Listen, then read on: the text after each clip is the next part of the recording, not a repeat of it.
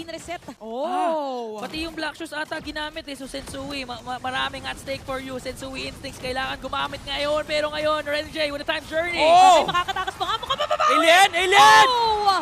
Si Edward, Right on si Edward. spot, mga kapatid dito si Rene J. At mukhang masasama pa nga Apex 47. Ginamit ng mga Jabon Beats. Nako! Dito Implosion! outside. Implosion! And good morning, good night! Dahil mga kapatid dito, si Apex 47 natahabulin pa nga, pero nga lang, si Rosa lumalaban pa rin.